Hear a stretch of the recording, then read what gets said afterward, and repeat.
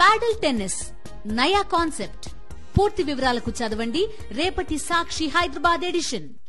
కాంగ్రెస్ సర్కారు ప్రజాపాలన విజయోత్సవాల్లో భాగంగా భారీ బహిరంగ సభలు నిర్వహించనుంది. 26 రోజుల ఉత్సవాల్లో 3 భారీ బహిరంగ సభలు జరపాలని ప్రభుత్వం నిర్ణయించింది. వాటికి మహిళా, యువ, రైతు సభలుగా నామకరణం చేసింది. వరంగల్లో ఈ నెల 19న మహిళా సభ, 22న కరీంనగర్లో యువ సభ, డిసెంబర్ 3న మహబూబ్ నగర్లో రైతు సభ నిర్వహించనుంది. వరంగల్లో ఈ నెల 19న జరగనున్న మహిళా సభకు ఇవాళ సన్నాహక సమావేశం నిర్వహించనుంది. ఈ సమావేశానికి మంత్రులు కొండా సురేఖ, శ్రీధర్బాబు, పొంగులేటి శ్రీనివాసరెడ్డి, ప్రభుత్వ సలహాదారు వేం నరేందర్ రెడ్డి, వరంగల్ ఉమ్మడి జిల్లా ఎమ్మెల్యేలు హాజరు కానున్నారు. కాంగ్రెస్ నిర్వహించినటువంటి 3 పెద్ద సభలకి సంబంధించి డీటెయిల్స్ మా ప్రతినిధి రాకేష్ అడిగి తెలుసుకుందాం. రాకేష్, చెప్పండి, ఫస్ట్ మహిళా సభ అంటే ఈ మహిళా సభ యొక్క ముఖ్య ఉద్దేశం ఏంటి? ఇవాల్టి సన్నాహక సమావేశంలో ఎటువంటి నిర్ణయాలు తీసుకోబోతున్నారు?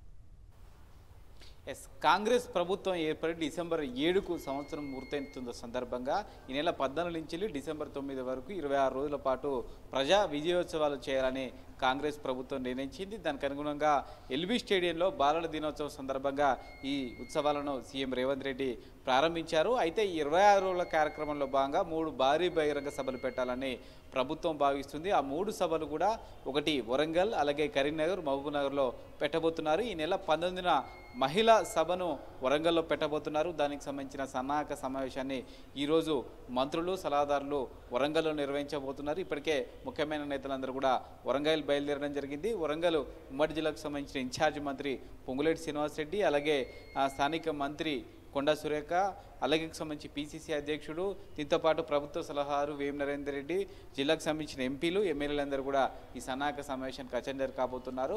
ఎక్కడ సభ పెట్టాలి, ఎంతమందిని గ్యాదర్ చేయాలి, ఈ సభ ద్వారా ఏం సందేశం ఇవ్వాలనే దానిపైన కూడా కూలంకషంగా చర్చించే అవకాశం కనిపిస్తోంది. ముఖ్యంగా ఈ సంవత్సరంలో కాంగ్రెస్ ప్రభుత్వం మహిళలకు చేసింది ఏంటి అనే దానిపైన ఈ సభ నిర్వహించబోతున్నారు. ముఖ్యంగా ఉచిత బస్సుకు సంబంధించి మహిళలందరూ కూడా ఉచిత బస్సు కల్పించిన కాంగ్రెస్ ప్రభుత్వం దీన్ని ఈ సభ ద్వారా చెప్పే అవకాశం కనిపిస్తుంది. దీంతో పాటు స్వయం సహాయక బృందాలకు భూములు కేటాయించడం, తక్కువ వడ్డీకే రుణాలు ఇవ్వడంతో పాటు ఎక్కువ కూడా ప్రభుత్వం స్టాల్స్ ఏవైతే ఉన్నాయో టూరిజం కానీ ఇతర శాఖలకు సంబంధించి మహిళా సంఘాలకు అక్కడ ఉపాధి కల్పించే విధంగా తీసుకున్న నిర్ణయాలపైన ఫోకస్ చేసే అవకాశం ఉంది. దీంతోపాటు 200 యూనిట్లకు సంబంధించిన ఉచిత విద్యుత్ కానీ, దీంతోపాటు మిగతాకు సంబంధించి గ్యాస్కు సంబంధించి 500కి గ్యాస్, ఈ హామీలన్నింటినీ కూడా మరొకసారి ప్రజల్లో వివరించే ప్రయత్నం, ఇప్పటివరకు ఎంతమంది లబ్ధి పొందారు, తద్వారా ఎంత మేరకు లాభం జరిగిందనే అంశాన్ని ఈ యొక్క మహిళా సభ ద్వారా కాంగ్రెస్ ప్రభుత్వం వివరించబోతోంది. సీఎం రేవంత్ రెడ్డితో పాటు మంత్రులందరూ కూడా అటెండ్ అవుతారు.